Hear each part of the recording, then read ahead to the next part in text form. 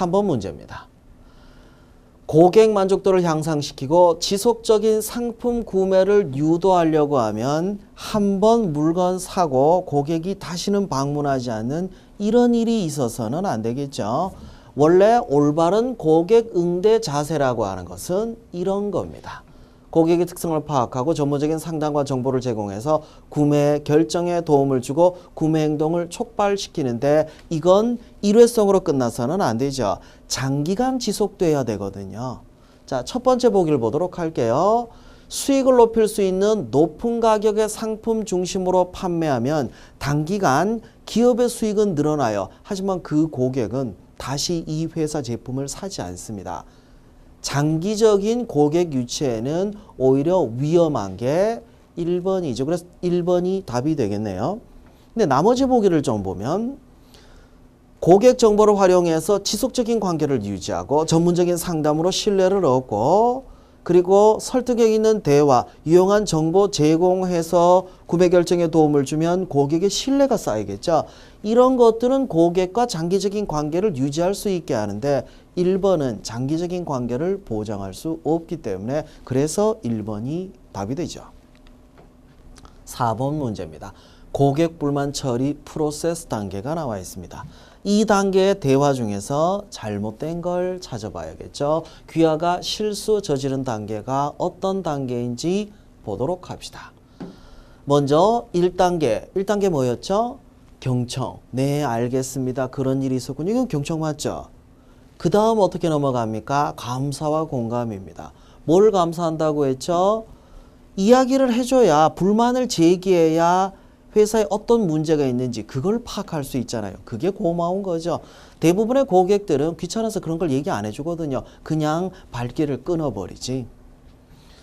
시간 내서 문제점을 말씀해 주셔서 감사하다고 얘기합니다. 3단계 사과입니다. 재고 파악 못한 상태에서 판매 중이라고 했으니까 죄송하다고 사과해야죠. 그리고 4단계 해결 약속입니다. 이렇게 해결 약속하면 일단 고객의 불만이 사그러들겠죠.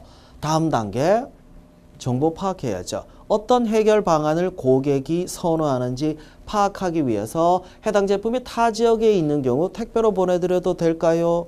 라고 물었죠. 6단계는 신속 처리인데 품절이라 환불을 원하시지 않는다면 유사 제품 할인권으로 드려도 될까요? 이건 신속 처리가 아니죠. 뭡니까? 5단계 정보 파악에 해당이 되죠. 7단계 처리 확인 및 사과. 택배로 보내드렸는데 잘 도착했는지 다시 확인하죠. 그리고 마지막 8단계는 고객을 대상으로 하는 게 아니라고 했습니다. 동료나 회사를 대상으로 하는 피드백이죠. 재고가 얼마 남아있는지 반드시 확인하고 고객을 응대하라는 건 고객에게 하는 얘기가 아니죠. 그래서 6단계가 잘못됐기 때문에 답은 3번이 됩니다. 다시 한번 훑어보도록 합시다. 1단계 경청 끝까지 듣고 감사와 공감 표시 일부러 얘기를 해준 거예요. 그리고 사과합니다. 해결 약속을 해야 빨리 해결이 되지 해결을 할 때까지 고객이 불만을 멈추지 않으니까 그래서 해결 약속을 하고 정보 파악을 하죠. 고객에게 직접 묻는 것도 좋은 방법입니다. 신속 처리하고 제대로 처리됐는지 확인하고 또 사과합니다. 마지막 피드백은 고객이 아니라 회사와 동료들을 대상으로 하는 거라고 하면서 고객 불만 처리 8단계를 정리해 봤습니다. 5번 보도록 할게요. 상사는 귀하에게 새로운 업무에 대해서 기획 활동을 하고 있다고 하는데 이 기획 활동에 대한 설명으로 적절하지 않은 걸 찾아보도록 할게요. 귀하가 얘기한 거에 과장은 뭐라고 합니까? 자신의 의견을 제시하고 같이 이야기해 보자고 얘기합니다. 뭘 하라고 시키지는 않아요. 귀하의 얘기에 대해서 질문을 하죠. 그렇다고 해서 야, 네가 한번 얘기해봐. 네가 뭘 잘못했는지. 이런 건 질문이 아니에요. 욱박 지르는 거지. 그런 질문이 아니라 대등한 관계에서 귀하가 이야기할 수 있는 기회를 주는 거라고 보시면 되죠. 계속 질문이 이어지고 있습니다. 지속적인 대화를 통해서 여러분이 뭔가를 할 수 있게 해주는 그런 얘기들을 하고 있습니다.